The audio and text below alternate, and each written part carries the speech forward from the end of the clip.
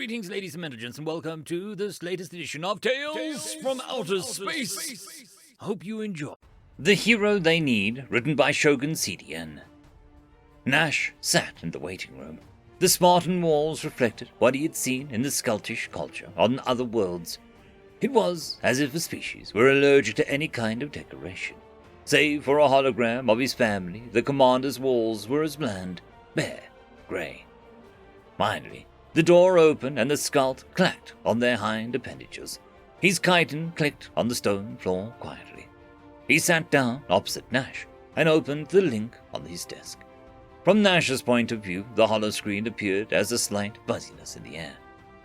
Special Agent Nash, thank you for your patience. We're happy the ESA could send someone so quickly. The situation is not something that we have the resources to deal with. I am Commander Isk. I am the head of the police force in the city, Isk said. Very nice to meet you, Commander. The ESA is, of course, happy to help out our allies when needed, Nash responded. Can you give me any updates since your initial request? There has been increases in activity, but the pattern remains the same as we relaying to your office.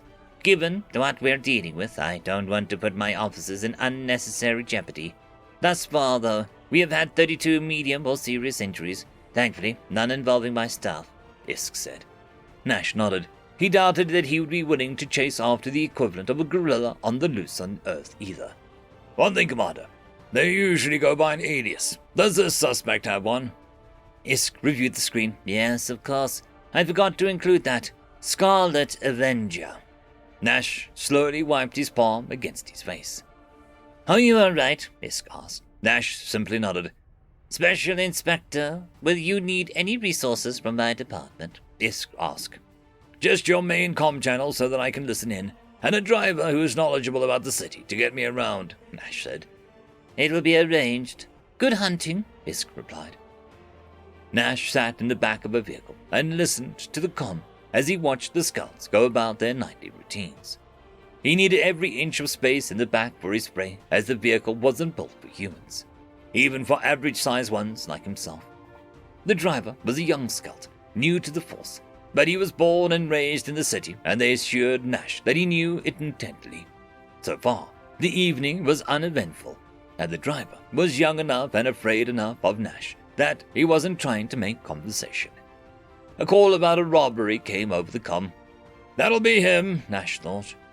Driver, do you know that address? Nash asked. Yes, of course, it's not far, sir. Special Agent, the Skald replied. Nash will be fine.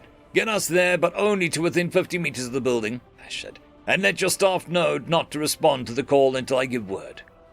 The driver got them to the store within a few minutes, and Nash got out to survey the scene. Inside what looked like a jewelry store, two Skulls were brandishing pulse guns and putting merchandise into bags. Sir, should we assist? The driver asked. No, I'm not here for them. I'm here for him, Nash said, pointing to the figure clad in red, rounding the corner. Okay, in 2 minutes call for backup. If backup isn't here by the time those two Skulls come out, you're going to have to arrest them. You okay to do that? The driver's mandibles opened and closed a few times in silence. I'll take that as a yes, Nash said before running towards the store. By the time he arrived, the red figure was already inside, and both parties were yelling and threatening each other. Flashes from the pulse guns lit up the interior. The figure in red, and a head shorter than Nash and chubby, dressed in red spandex leggings, a compression shirt that strained to hold his belly, and a red cape. His eyes were covered in a red mask that seemed to be a size too small, and he carried a shield with a crudely drawn fist on it.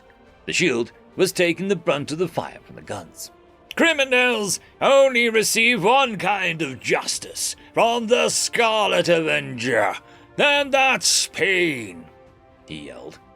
Hold on, sport, Nash said, entering the store. Everyone froze, unsure what to make of the human entering the store. I need you two to get out of here. There's an officer who'll be taking you in outside, Nash said to the Skulls, who slowly advanced on them. The Skulls looked at each other, and the one nearest Nash raised his pulse gun, only to find Nash tearing from his grasp and pointing it at the other Skald. Drop the gun, both of you out, now! Nash yelled. The two Skulls ran out quickly, and the clatter of the pulse gun was the only sound remaining in the room. Hey, I was taking care of that. Go find another city. The red-clad man yelled. Bernie Rudolph, I am with the ESA, Exo Relations Division. You're coming with me. You've been reassigned, Nash said. I don't know who you are talking about. I am the Scarlet Avenger, and this is my city. I will protect its people from the darkness, Bernie replied. There's 6 humans registered in this outpost, and none of them fit your description, except for Bernie Rudolph, who moved without informing the ESA of his new address. Now, let's go, Nash said. Bernie stood his ground. Fine, Scarlet Avenger. You know there's a very strict rules governing human-exo interactions, and reports are that you're breaking most of them, Nash said. Bernie said. What? Nash asked, confused. It's the Scarlet Avenger, and I'm using my powers for good. I have a responsibility to defend those who can't defend themselves, to put my life on the line against craven forces, Bernie replied, somewhat heroically. Look, I know you think that you're something good, but you can't run around putting aliens in the hospital. They have their own police here, police who have asked me to come and get you before you kill someone. We don't get to make the rules on another species' planet. Now, let's go, Bernie, Nash said. I am the Scarlet Avenger, and I will deliver justice. I mean you no harm, for I sense you are a good man. But do not test my patience, Bernie said as he suddenly ran out of the store. Nash followed him out of the store. He paused as the driver was engaged in a heated struggle with the 2 criminals. Their exoskeletons registered the blows being exchanged with sharp clicks, like rocks thrown onto a sidewalk. Hey, knock that off, Nash yelled, grabbing the 2 scouts by their necks and pinning them to the ground. Immobilize them! The driver quickly attached the restraints to the 2 prone scouts. Thank you, sir, he said. Sure, sorry. I assumed that they would give themselves up. Didn't mean for you to get hurt, Nash said, looking at the wounds of the driver's face. They are mine, sir. I'll be fine, the driver replied.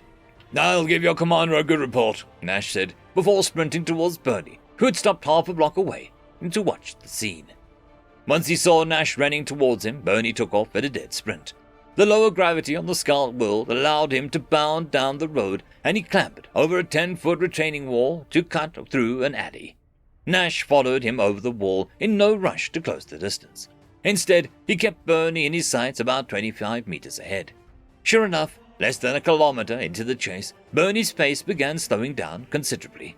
The 70% Earth gravity made it easier to run and jump, but it didn't magically give humans cardio, and Bernie was not exactly a specimen of fitness.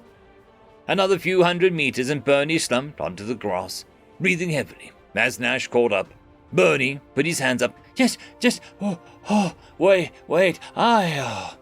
He started before throwing up on the grass in his costume. Nash waited patiently. He'd rather walk Bernie back than have to wrestle him, especially covered in vomit. When he finally recovered, Bernie looked at Nash with contempt. I'm helping people here. Why do you have to interfere? He asked. You're playing superhero, and it's dangerous, Nash replied. It's my choice. That's what heroes do to put themselves in harm's way, Bernie shouted. Not for you, or for them. Plus, we both know that you're in no real danger. Scouts aren't physically a match for you, and you carry that shield because their pulse guns can't hurt you through it. I checked your records. You were assigned here as a computer tech, Nash said. So that's it. We just have this power, but we can't use it. I just fix computers because that's what I'm told to do, Bernie asked resentfully. I get it. You think they need you, but this is their hope. If all they see is humans smashing their people, we're never going to fully gain their trust, Nash said, pulling Bernie up. Now, I'm going to walk you back without the restraints for now. But I am no scout, so don't try anything. Back on board the ESA transport with Bernie securely stowed away, Nash tried to relax at his quarters. His report would ensure Bernie would not be allowed to be assigned to another alien world. As he completed the record, his console chirped, alerting him to a new assignment. He opened the link and skimmed over the contents of the message. Lasher 4, Rothler territory, he read out loud to himself, calls herself Wanderer. Oh, come on! End of story. I would quickly like to thank the T5 channel members and Patreons: Caspar Arnholtz, Cam Maxwell, Lord Azrakal, Dragzoon WRE, Holly's sister, Arcadian. Thank you very much.